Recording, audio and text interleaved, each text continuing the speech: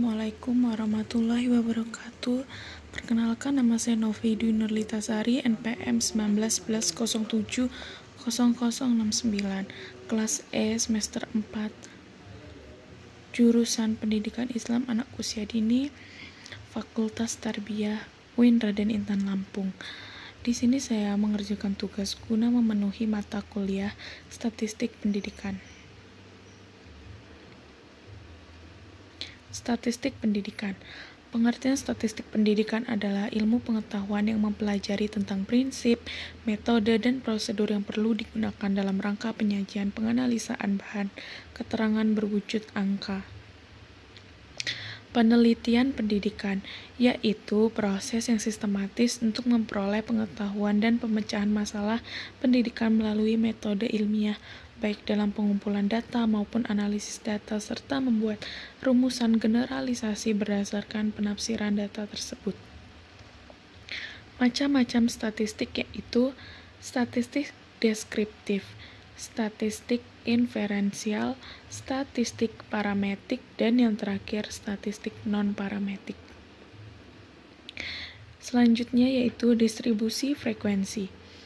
Definisi distribusi frekuensi yaitu pengelompokan data menjadi tabulasi data dengan memakai kelas-kelas data dan dikaitkan dengan masing-masing frekuensinya. Tujuan dari pembuatan tabel frekuensi adalah untuk mengatur data mentah yang belum dikelompokkan ke dalam bentuk yang rapi tanpa mengurangi inti informasi. Langkah-langkah membuat tabel distribusi frekuensi. Berikut ini langkah-langkahnya. Selanjutnya, definisi data. Observasi adalah pengukuran dan penilaian terhadap suatu objek atau lebih.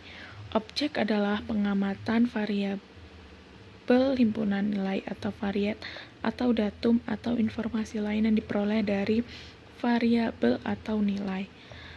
Data kualitatif yaitu diperoleh dari hasil pengamatan, sedangkan data kuantitatif yaitu diperoleh dari kegiatan pengukuran atau penilaian. Ukuran penyebaran data. Pengertian suatu ukuran yang menyatakan seberapa besar nilai-nilai data berbeda atau bervariasi dengan nilai ukuran pusatnya, atau seberapa besar penyimpanan nilai data dengan nilai pusatnya.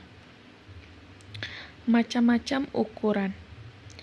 Jangkauan, simpangan rata-rata, simpangan baku, kuartil, persentil, koefisien variasi, angka baku.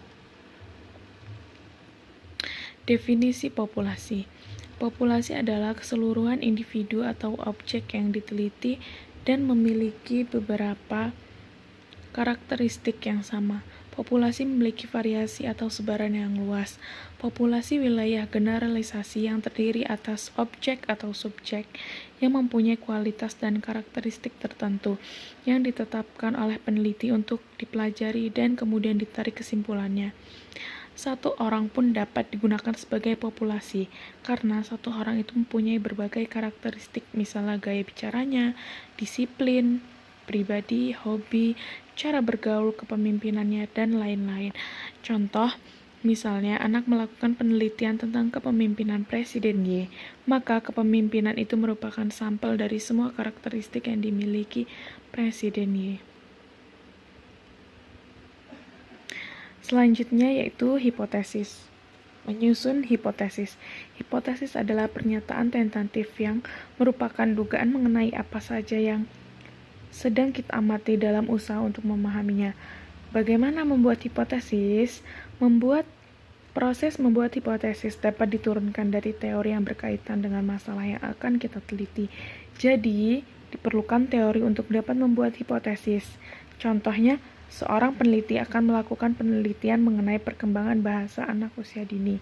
Maka, agar dapat menurunkan hipotesis yang baik, sebaiknya peneliti tersebut membaca teori mengenai mengembangkan bahasa anak usia dini. Fungsi hipotesis. Hipotesis merupakan kebenaran sementara yang perlu diuji kebenarannya. Oleh karena itu, hipotesis dibentuk untuk menemukan kemungkinan atau untuk menguji kebenaran suatu teori.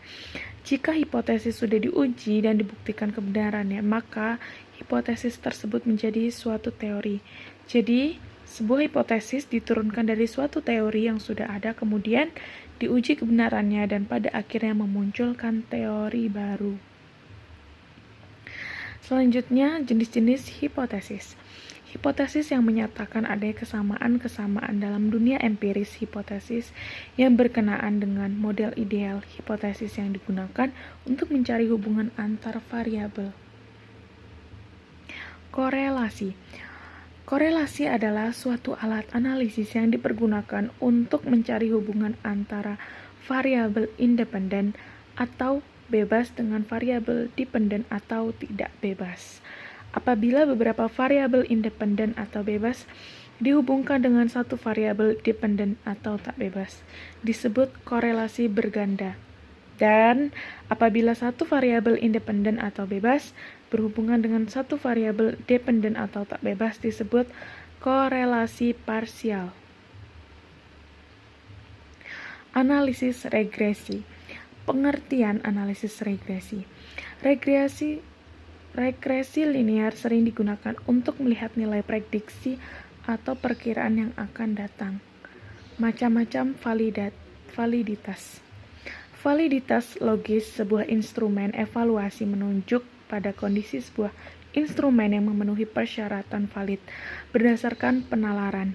Validitas empiris sebuah instrumen dapat dikatakan memiliki validitas empiris apabila sudah diuji dari pengalaman.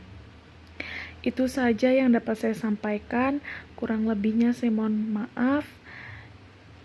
Semoga bermanfaat dan saya ucapkan terima kasih dan wassalamualaikum